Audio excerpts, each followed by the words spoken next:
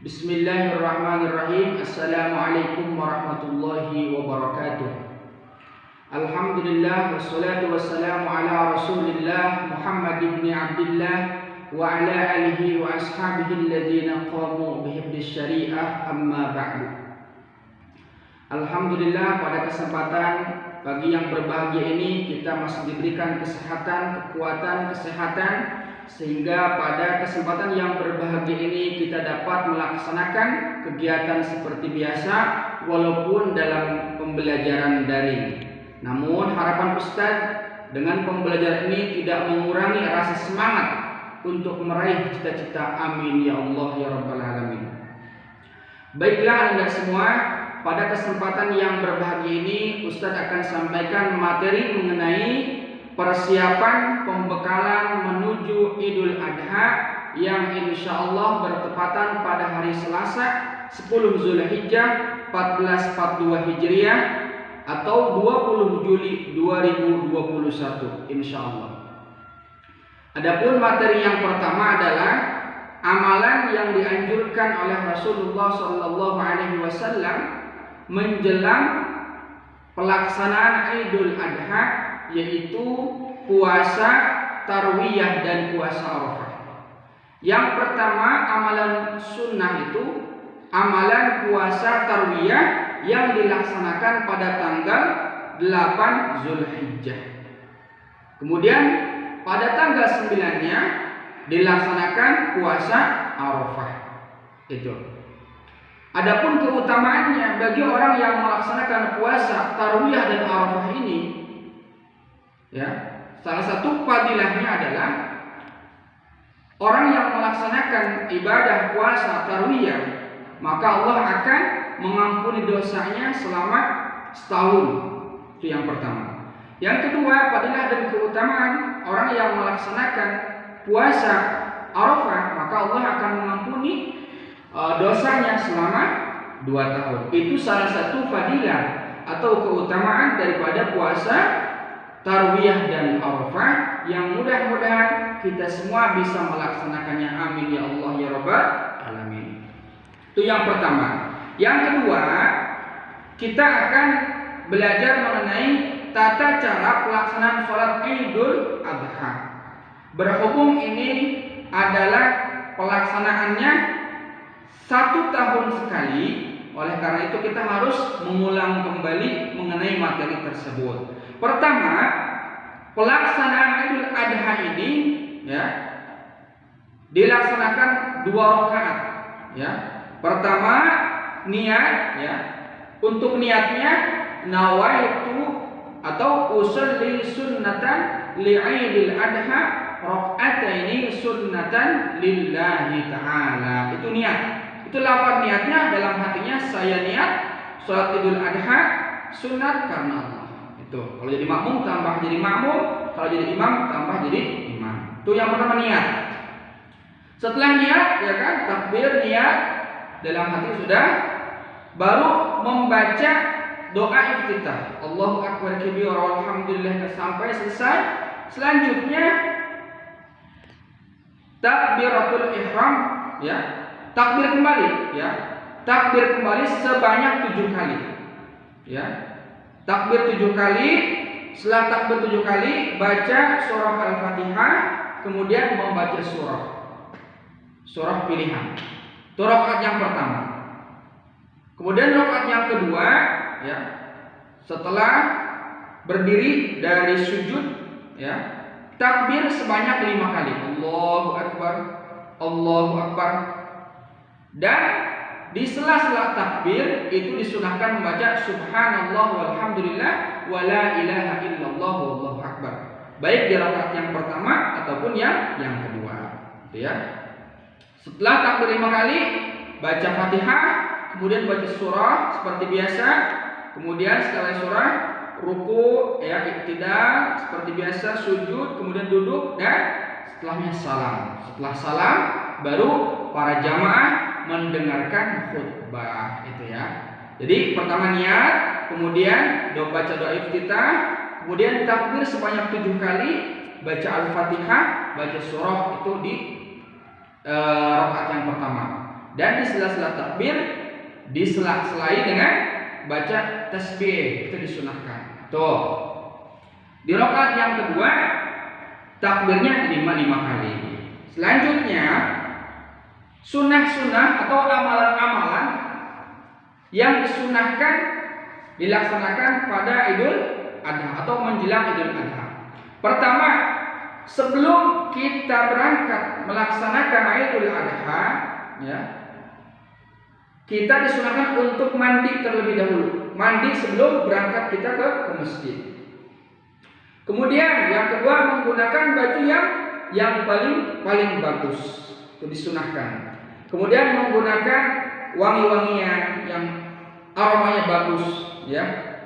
Yang keempat, tidak makan terlebih dahulu. Nah, jadi sebelum kita berangkat disunahkan kita tidak makan terlebih dahulu, berbeda dengan Idul Fitri. Kalau Idul Fitri disunahkan untuk makan terlebih dahulu, kalau Idul Adha tidak disunahkan untuk makan terlebih dahulu. Itu ya. Kemudian untuk yang kelima, disunahkan pergi menuju ke masjid dan pulangnya menyusuri jalan yang berbeda. Itu disunahkan, ya. Itu sunnah-sunnah yang dianjurkan untuk melaksanakan Idul Adha, gitu ya. Itu yang kedua. Yang ketiga, Ustaz akan sampaikan mengenai sejarah singkat, ya, disyariatkannya kurban, ya. Secara singkat sejarahnya kurban, ya. Awalnya ini sangat panjang, namun karena waktu, ya, maka Ustaz akan sampaikan secara singkat saja. Dalam riwayat bahwa Nabi Ibrahim alaihissalam dikaruniai oleh Allah dua istri. Yang pertama Siti Sarah, yang kedua Siti Hajar. Namun pernikahan Nabi Ibrahim dengan Siti Sarah, Allah tidak mengaruniai seorang anak, ya. Kemudian Nabi Ibrahim berdoa kepada Allah, bermunajat kepada Allah, ya, agar diberikan keturunan yang soleh. Dengan doa Nabi Ibrahim dalam Al-Quran, Rabbi habli minas solihin. Rabbi habli minas solihin. Ya Allah, karuniakan aku anak yang termasuk orang-orang yang soleh. Maka Nabi Ibrahim dikaruniailah oleh Allah seorang putra yang lahir dari istri kedua, yaitu Siti Hajar, yang diberi nama Nabi Ismail alaihissalatu wassalam. Maka lahirlah Nabi Ismail alaihissalatu wassalam, ya. Kemudian Nabi Ismail dan ibunya dipindahkan ke kota Mekah atas perintah Allah. Jadi menjelang setelah lahirnya Nabi Ismail alaihissalatu wassalam, Allah memerintahkan Nabi Ibrahim untuk membawa Nabi Ismail dan Siti Hajar, ya, dan ibunya untuk pergi ke kota Mekah. Tibanya di kota Mekah dengan berjalannya waktu, ya, dengan panas terik yang ada di kota Mekah pada waktu di gurun pasir, maka suatu ketika Siti Hajar pun sudah kehabisan bekal, sehingga air susunya sudah habis, perbekalan sudah habis. Maka Siti Hajar pun merasa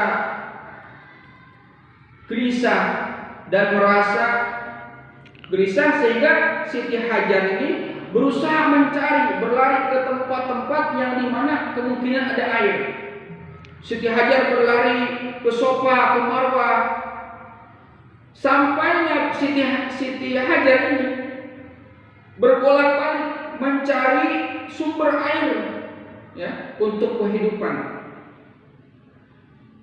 Sampai Siti Hajar ini berbolak-balik antara Sofa dan Marwah 7 kali.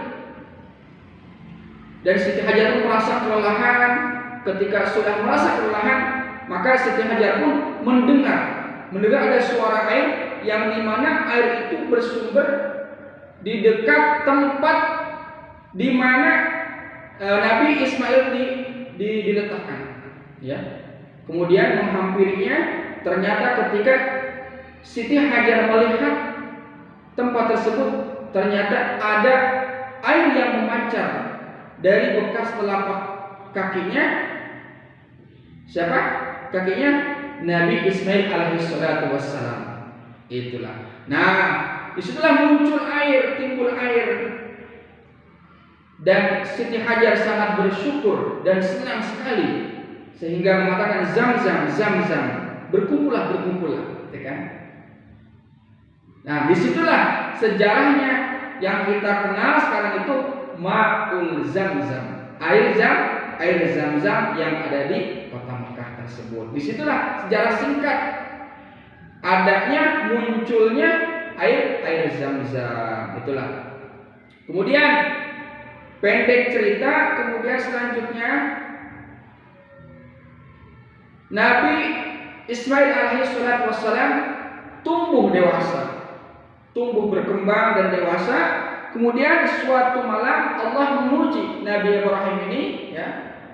Allah akan menguji Nabi Ibrahim ini. Suatu malam Nabi Ibrahim alaihissalatu wassalam bermimpi, dan dalam mimpinya itu Nabi Ibrahim alaihissalatu wassalam diperintahkan oleh Allah untuk menyembelih putranya, yaitu Nabi Ismail alaihissalatu wassalam. Padahal Nabi Ibrahim ini sangat sayang sekali, sangat mendamba-dambakan putranya ini. Namun Allah mengujinya untuk menyembelih putranya ini. Kemudian Nabi Ibrahim menyampaikan mimpinya itu kepada putranya, itu Nabi Ismail alaihissalam. Namun apa tanggapan dari Nabi Ismail? Nabi Ismail, ya, menerima dengan ikhlas dan memenuhi atas perintah Allah Subhanahu wa taala. Gitu. Jadi Nabi Ismail ini menerima dan ikhlas atas apa yang diperintahkan oleh Allah Subhanahu wa taala. Lalu Nabi Ismail sudah menerima, maka Nabi Ibrahim pun membawa Nabi Ismail ini ke bukit, ke suatu tempat. Kemudian Nabi Ismail ini dibaringkan, ya, dibaringkan. Kemudian Nabi Ismail, ya, sudah siap, sudah ikhlas karena ini perintah Allah. Dan Nabi Ibrahim sudah menyiapkan pedang yang sangat tajam, ya. Kemudian Nabi Ibrahim meletakkan pedang tersebut di leher Nabi Ismail. Ketika itu datanglah malaikat Jibril membawa seekor domba yang bagus, ya, yang gemuk, sebagai pengganti daripada Nabi Ismail alaihissalatu wassalam. Masya Allah, ini sejarah sangat luar biasa, sangat luar biasa dan memiliki rahasia, hikmah yang sangat luar biasa yang kita harus petik daripada cerita disyariatkannya kurban ini, ya. Jadi pelajarannya, Nabi Ibrahim sangat ikhlas dan sabar menerima perintah Allah, ya. Karena kesabaran Nabi Ibrahim dan Nabi Ismail, maka Allah pun mengganti dengan seekor domba yang sangat bagus dan sangat gemuk. Jadi kurban ini adalah simbol, ya, bagi setiap muslim untuk menyembelih dan mengorbankan hartanya, mengorbankan duniawinya, mengorbankan kecintaan duniawi agar mendapatkan ridha Allah Subhanahu wa taala. Sangat bagus sekali hikmahnya yang kita dapatkan. Mudah-mudahan ini sangat singkat, ya. Mudah-mudahan bermanfaat, dan apabila ada kata-kata yang kurang tepat mohon dimaafkan. Jazakumullahu khairan katsiran. Ashkuru syukran jazilan ala husni ihtimamikum. Wassalamualaikum warahmatullahi wabarakatuh.